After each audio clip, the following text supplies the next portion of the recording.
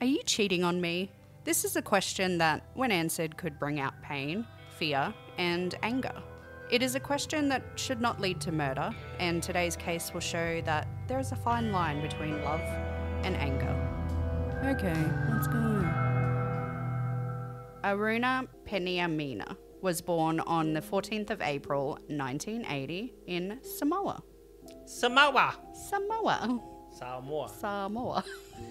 Oh, so okay, all right. So he's 6 years. He would be 6 years older than me if he were still alive. He is still alive. Oh, is he a murderer? Yeah. Did he eat someone? No. Oh. It's pretty gross though. Oh, cool. Just you wait, sunshine. Talo falavo amoy. Malu fafatai. I swear to God, if you're saying this white girl. I don't know how to speak Samoan. I said talo falavo amoy. I think that's like hello, how are ya?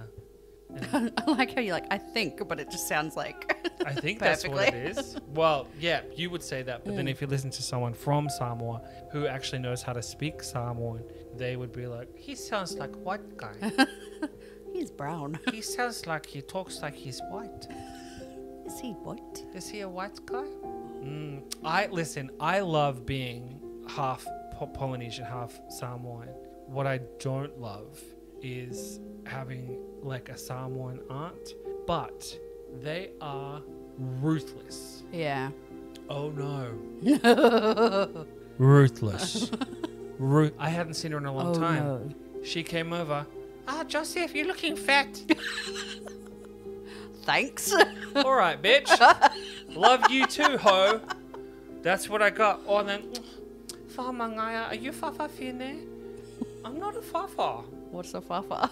It's like a trance. Oh. Yeah, in Samoa, traditionally, there may be males who don't identify as males, and they basically get adopted as a female in the family. So they might not actually like doing the male chores, they might not doing any of that stuff, but they're more domestic and they may be a little bit more feminine. Yeah. They would be a fa'afafine, but fa'afafine is actually like, it's kind of not a novelty because it sounds really shallow, but traditionally they're kind of looked at positively in the house. But remember, gay doesn't exist in Samoa. Yeah. So if you are a fa'afafine, you are only allowed to be in a relationship with a straight man. You can't be in a relationship with a gay man because then that's gay. But if you're with a straight man and you are a woman, a fa'afafine, then it's okay. It's a very bizarre tradition. Okay. It's really strange. So when she asked me if I was a fa'afafine, I wanted to give her the bash. Excuse me. So I was like, I do not. That's not even the first time. I went to the beach this one time and I saw the Samoan guy and he's like, oh, are you fafa? I was like, are you fat? Are you fafa fat? I love that. Are you fafa fat, bitch? Oh, yeah. Sorry. I've never heard of that. No, that's very interesting. Huh. The more you know. The more you know. Back to you. Although I do not know a lot about his childhood, I do know that he would later move to New Zealand in 2003. Actually, it's Aotearoa. And 1 year later, at the age of 24, he would meet his future wife, Sandra, who was 17 at the time. Their relationship seemed a bit tumultuous, although we never really truly know what goes on behind closed doors. However, we do know that on the 19th of March 2008, while they were still in New Zealand, Arona was convicted of assaulting Sandra and he was placed on a 6-month good behaviour bond. Unfortunately, that's too common. Yeah. This is a case that unfortunately I couldn't get a lot of backstory on, so at some point the couple would move to Australia. I'm not sure if this was before or after they were married and would go on to have 4 children. As I said earlier, I am unsure what their marriage was like, as there are huge domestic violence flags in this case. And we do later find out that Arona and Sandra's marriage had started to become difficult, with Sandra leaving for New Zealand for a short period. Not sure if the kids went or not, but upon her return, things would escalate to the point that, unfortunately, Sandra would lose her life in a horrific way. When Sandra returned from New Zealand in March 2016, she would move out of her bedroom with her husband and into her own room. Arona had been repeatedly accusing Sandra of having an affair and would end up taking her phone off her as he believed it had proof of her cheating on it. Now, we'll jump to the fateful day that you have no idea about. On March 31st, 2016, the couple who now lived in Kippering. Oh. Yeah, which is just near Redcliffe, Brisbane, Australia. That's not far from where I live. Not far at all. Where Arona was working as a scaffolder at the time. The couple would continue arguing, and there was a lot of fear from Arona because Sandra wanted to leave him, and he was scared that she would run off and take the kids and go back to New Zealand. So an argument came ahead when Arona found a second phone in Sandra's possession, which you can look at in one and two ways, right? She is cheating, or she's in a DV situation and scared for her life. I looked at the second one. I'm like, your days are numbered, Arona. This phone contained evidence that assured Arona that Sandra was cheating on him, and he even went as far as calling the numbers on her phone and abusing one man who answered. Arona left the house and went and visited a relative of his. She pretty much told him that you can't say 100% that Sandra is cheating on you. The man Arona had called, apparently Sandra didn't even know, and there seemed to be no real evidence besides his fear of her cheating. And look, who is to say that maybe there may have been something in the past, but unfortunately we'll never know because Sandra's not here to defend herself.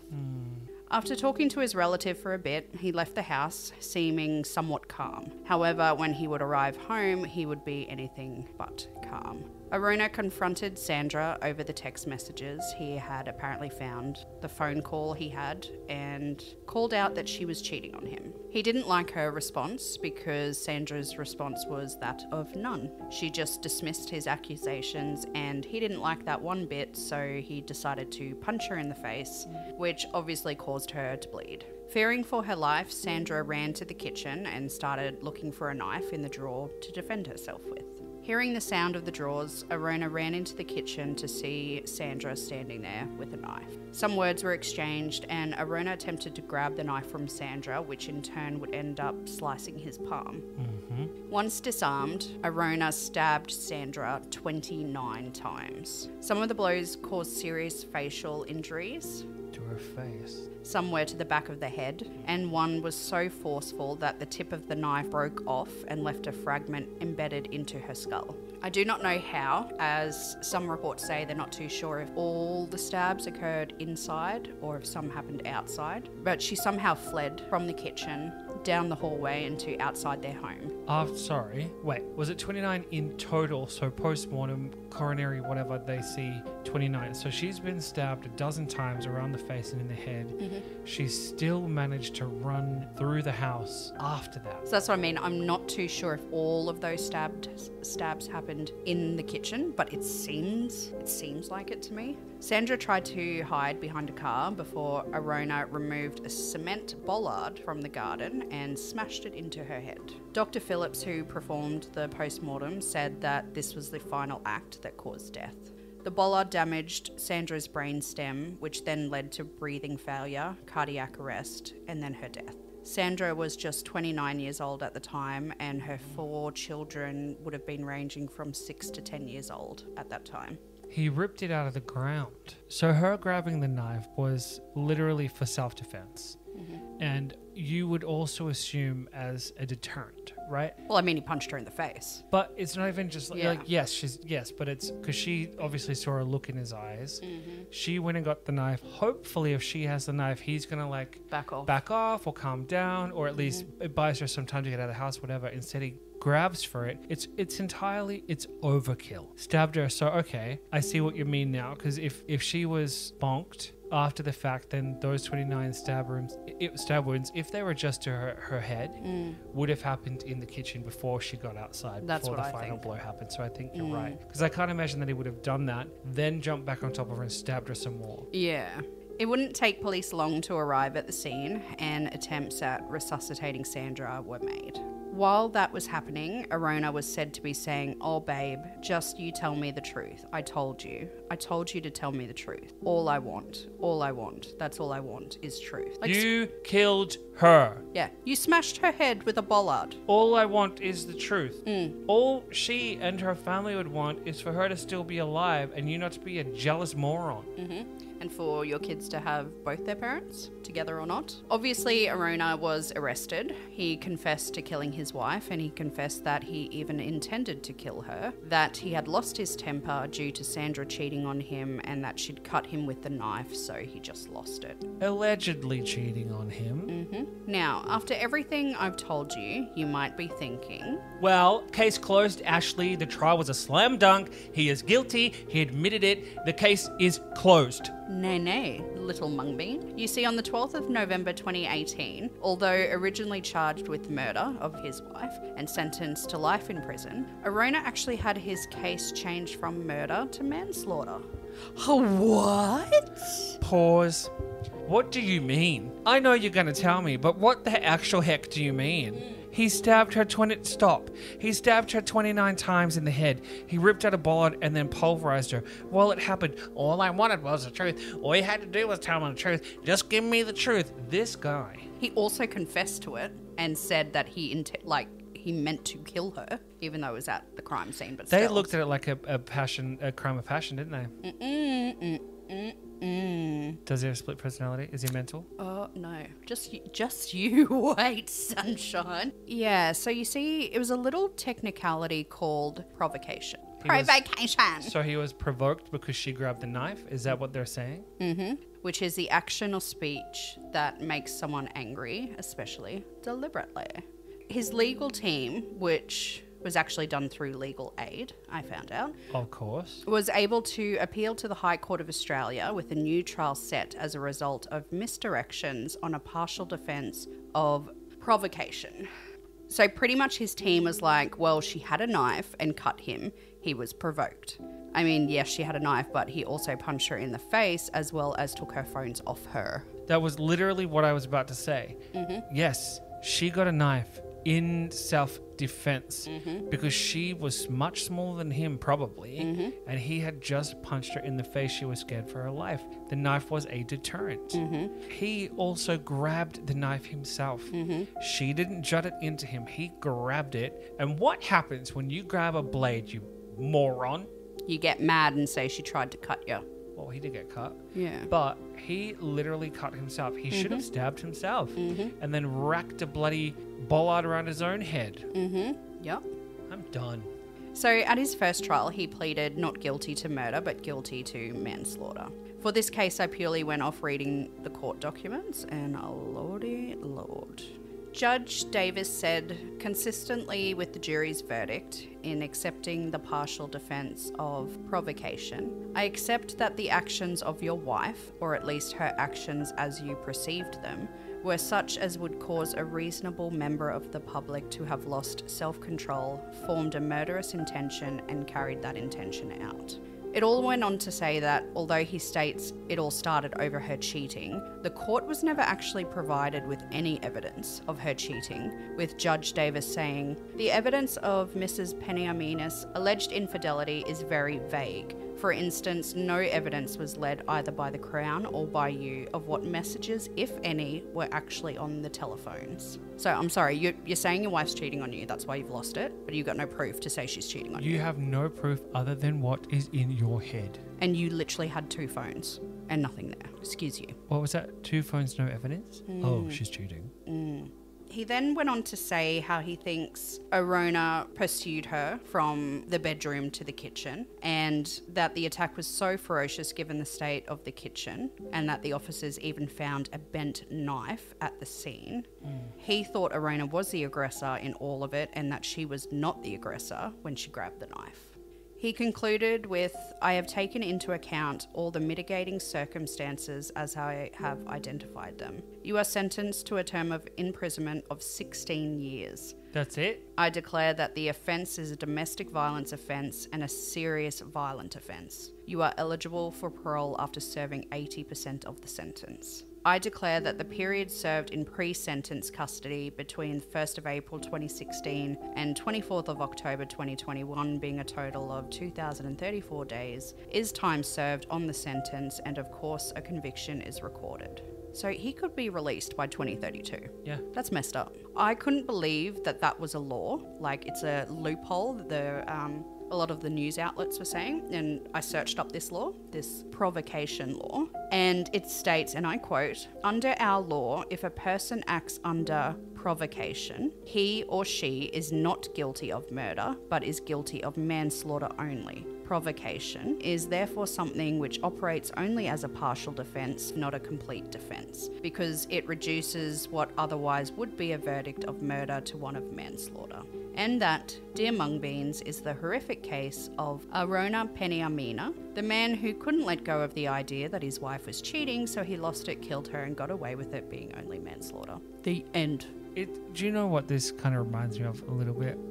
The gay panic defense. You heard of that? Where it's like a straight guy feels threatened because a gay guy hit on him and it made him so uncomfortable he killed him. There's literally a thing called the gay panic defense. That's ridiculous. It's similar to, obviously not in its entirety, but it's similar to provocation. That's ridiculous. Like, how can we have an old law like that? If someone admits to murder, says they did it on purpose, smashed their head in with a bollard, stabbed them in the head and face 29 times. And was not the original aggressor? Yeah. And was the original aggressor? Yeah, murder. Hello. Yeah. Messed up. It made me really angry. Makes me angry. Yeah. But I guess we can't really do anything about that now. Unfortunately. But on like the good news is they are making a lot of headway on domestic violence within Australia. That is true. So there are a lot of rules and a lot of laws that have changed since then. Tons actually this year. Yeah, there was a lot. I think we've been through a couple as well in Hannah's case, 2021. I think some laws were passed, and some stuff this year as well. So yeah, because I hopefully think domestic violence crimes in Queensland specifically are, I believe, the most highly reported crimes. On top of that, there are statistics out there that will show that the person, so normally, not always, but normally the person on the receiving end of domestic violence is a female, and they will be attacked, they'll report the crime, then the next day they'll revoke it because they're scared or they've changed their mind because now the partner's being nice and they promise never to do it again, and then next week they end up in hospital or dead. So it's a serious issue that needs to be addressed. And dear mung beans, if you or anyone you know is experiencing domestic violence within Australia, please get in touch with 1800-RESPECT or 1800-737-732. Because that could really be the difference between you being alive or not. Yeah. All right, bye. Bye. I'm just going to say it. It seems when I say Arona. So it's just it's not what I was like. Peniamina. Yeah, perfect. I got it. It took 80 seconds. He would later to move to there.